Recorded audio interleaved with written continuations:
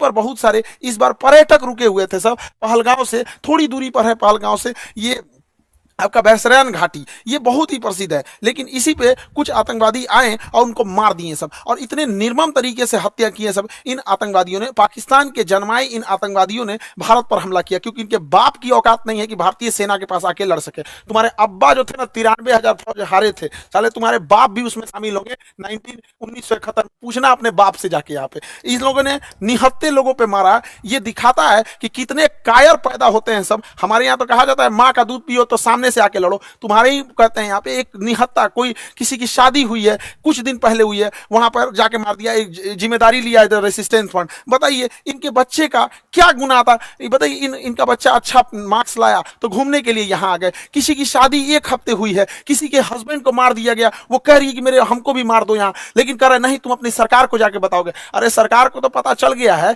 लेकिन हम लोग को जो है ना अभी इलाज होगा इसका अच्छा से यहाँ पे। बताइए इस महिला के साथ इसके बच्चे को मार दिया गया। जब इंडियन आर्मी पहुंची तो फौज के ड्रेस में आतंकवादी थे सब। ये महिला समझ नहीं पाई, फौज को देख के रोने लगी। इनको लगा कि ये भी कहीं आतंकवादी तो नहीं है। तो उन लोगों ने बताया कि हम इंडियन आर्मी से आपकी मदद करने के लिए आए हैं। अरे कायर हो, एक तो तुम निहत्थे पे हमला करते हो, उसके बाद से तुम इंडियन आर्मी का ड्रेस पहन लेते हो। यही ना तुम लोग की कायरपन है। खैर पड़ोसी की औलाद हो लोग साले, तुम लोग की तो इतनी औकात नहीं जो इंडियन आर्मी से लड़ सको। लड़े तो थे एक बार, यही हुआ था। हालांकि हम लोगों ने अभी ऑपरेशन टिक्का प्रारंभ किया है, रेस्क्यू ऑपरेशन चल रहा है, कुछ आतंकवादी मार दिए भी गए हैं, अभी आगे भी कार्रवाई चल रही है। लेकिन इससे क्या होने वाला? अभी मोदी जी सऊदी अरब के दौरे पे थे, तब तक ये घटना हुई तो सऊदी अरब के दौरे को बीच में ही कैंसिल करके आए।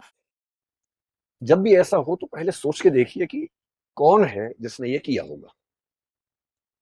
और समझदारी का मूल लक्षण पता है क्या है? आप चीजों को अलग कर पाते हैं, चीजों को मिला के एक नहीं करते हैं। जो चीजें अलग अलग हैं उनको अलग अलग करके देख पाने की क्षमता आपके अंदर है। ये किसने किया होगा, कौन होगा? और इसका सबसे सिंपल तरीका समझने का क्या होता है? जिसको इससे फायदा होगा उसने किया होगा। अभी एक पर्सपेक्टिव ये चल रहा है कि पाकिस्तान ने किया है, कुछ लोग ये पर्सपेक्टिव बना रहे हैं कि सारे मुसलमानों ने मिलकर ऐसा किया है, मुसलमान लोग चाहते हैं कि हिंदुओं को मार दिया जाए। और जो इमोशनल लोग हैं बहुत ज्यादा, उनको भड़काना सबसे आसान काम दुनिया में होता है। अगर हम दो ऑप्शन लेके चले, एक लेके चले कश्मीर के मुसलमान, एक लेके चले पाकिस्तान। भाई पाकिस्तान को एक कह रहा हूं, पाकिस्तान भी एक नहीं है। पाकिस्तान की आर्मी अलग है, पाकिस्तान की सरकार अलग है, पाकिस्तान की जनता अलग है। कश्मीर के मुसलमानों को ऐसा करने से क्या फायदा होगा? फायदा होगा या नुकसान होगा? नुकसान होगा। इतने सालों की दहशतगर्दी के बाद 1980 के दशक के अंत में जो माहौल बिगड़ा, तब से बिगड़ा ही हुआ था। 2019 के बाद जब 370 को एब्रोगेट किया गया, तब भी कहा गया कि माहौल बिगड़ेगा, पर माहौल लगभग स्थिर रहा, संभल गया। कई साल तक केंद्र शासित प्रदेश के रूप में शासन चला केंद्र के माध्यम से। अब वहाँ इलेक्शंस भी हो गए। जनता की डिमांड पता नहीं थी, यानी क्योंकि कई वहाँ के लोगों ने ये भी कहा कि हमें तो ऐसे ठीक लग रहा था, बिना बात के इलेक्शन करवा दिया आपने। पर ठीक है, जनता का रिप्रेजेंटेशन होना चाहिए, इलेक्शन हो गया। उसके बाद अगर आप डेटा देखें, और एक सिविल सर्वेंट की पहली पहचान है कि वो डेटा देख के बात करता है, हवाई बात नहीं करता है। पिछले 2 सालों में जम्मू कश्मीर में टूरिस्ट जो गए उनकी संख्या 22 लाख से 25 लाख थी, और पिछले साल 2.5 करोड़ की संख्या थी। 10 टाइम्स बढ़ोतरी हुई वहां के पर्यटन में। और वहां का मुख्य उद्योग तो वही है, पर्यटन ही, टूरिज्म है। इस साल भी उम्मीद थी कि पर्यटन बहुत बढ़ेगा। गर्मी थोड़ी पहले आ गई। गर्मी पहले आने का मतलब वहां का टूरिज्म बढ़ेगा, क्योंकि अप्रैल में ही जो इलाका आमतौर पर मई जून में आबाद होता था, वो अप्रैल से ही आबाद होना शुरू हो गया, क्योंकि गर्मी ज्यादा हो गई, लोग जाने लग गए। वहां का टूरिज्म बढ़ने से क्या हो रहा है? वहां के लोग खुशहाल है।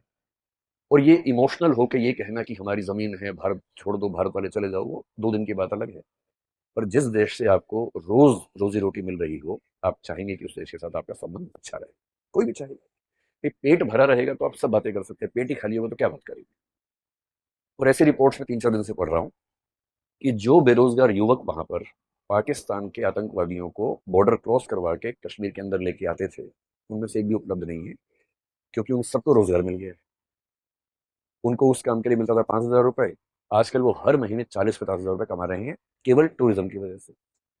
जितने होटल थे सब भर जाते हैं। अब क्या करें, लौटाएं कैसे? तो वहां के लोगों ने अपने घरों में एक एक कमरा निकाल दिया टूरिज्म के लिए, गांवों तक में निकाल दिया कि सस्ते में हो जाएगा, थोड़ा दूर जाकर रहेंगे गांव में, घर के अंदर लोग रखते हैं कि टूरिज्म का डेवलपमेंट होता रहे। और जिस चीज से पूरे राज्य की इकोनॉमी चल रही है, कोई अपने पेट पे लात क्यों मारे? इस बात से दिक्कत किसको हो सकती है? कश्मीरी मुसलमानों को दिक्कत है नहीं। ये हो सकता है कि उनमें से कुछ लोग किसी के बहकावे में आए होंगे, ये हो सकता है, क्योंकि लोकल सपोर्ट के बिना इतना बड़ा हमला नहीं हो सकता है, ये बात भी सही है। लेकिन जनरली वहां का समुदाय क्यों चाहेगा कि 2.5 करोड़ टूरिस्ट जो आ रहे हैं, इस बार उम्मीद 3 करोड़ की वो कर रहे हैं। अब तो पिछले 2 दिन से जो हालत है वहां पर, कि जो पहलगाम स्विट्जरलैंड था वो बन गया घोस्ट सिटी जैसा, पूरे शहर में कोई नजर नहीं आ रहा। ये कौन चाहेगा? तो मेरी पहली बात है, समझने का तरीका यह कि कश्मीर का सामान्य मुसलमान, 2-4 अपवादों की बात मैं नहीं कर रहा हूं जो लोकल सपोर्ट कर रहे होंगे, सामान्य मुसलमान ये नहीं चाहता होगा, क्योंकि उसका तो रोजगार बढ़ रहा है, आय बढ़ रही है, वैसे क्यों चाहेगा? तो कौन चाह सकता है? इतना दुरुस्त हमला है, इतनी तैयारी के साथ हमला है, कोई रैंडम व्यक्ति नहीं कर सकता। कोई व्यक्ति रैंडमली जाए मार दे भाई? जिनके सिर पे कैमरे लगे हुए हैं और जो लाइव टेलीकास्ट कर रहे हैं, उसको एडिट कर रहे हैं ऑन द स्पॉट और भेज रहे हैं अपने आकाओं को, और जो इतनी बड़ी बड़ी भारी भारी बंदूकें आराम से संभाल पा रहे हैं, जो किसी से पूछ रहे हैं तुम्हारा धर्म कौन सा, हिंदू, सीधे मार दिया सिर पे। इतने ठंडे खून के साथ किलिंग करना मजाक नहीं होता है। कभी आप आईपीएस बनेंगे, पहली बार किसी को मारना पड़ गया ना, कई दिन नींद नहीं आती उसके बाद। जो इतना कोल्ड ब्लडेड मर्डर करता है, इसका मतलब वेल ट्रेन्ड व्यक्ति है, उसको ट्रेनिंग कहाँ से मिली होगी? तो ट्रेनिंग कौन देगा? सीधी सी बात है, पाकिस्तान से मिली होगी। तो ये मान के चलेंगे। पाकिस्तान को क्या दिक्कत है? पाकिस्तान की जनता को मेरे ख्याल से कोई दिक्कत नहीं है। जनता में कुछ मूर्ख हर देश में होते हैं, हमारे देश में भी, उनके देश में भी है, जो बिना बात के बिलबिलाते रहते हैं, भारत को बर्बाद कर दो, यहाँ भी पाकिस्तान बर्बाद कर दो, पाकिस्तान को खत्म कर दो। अरे खत्म करके वो लोग कहाँ जाएंगे? कहीं तो रहेंगे ना भाई। यहाँ आ गए तो और तबाह हो जाओगे आप। अच्छा वहां पर है, लेकिन खत्म कर दो। ऐसे क्यों खत्म कर दो? वो रहते हैं, ठीक है, रहे मस्त, हमें परेशान ना करें, हमें क्या दिक्कत है इस चीज से? क्या पाकिस्तान की सरकार को दिक्कत है? हो सकती है, लेकिन मेरे ख्याल से फिलहाल जिसको दिक्कत है वो वहां की आर्मी है। और आर्मी को क्यों दिक्कत है? सिंपल है, समझिए क्यों दिक्कत है।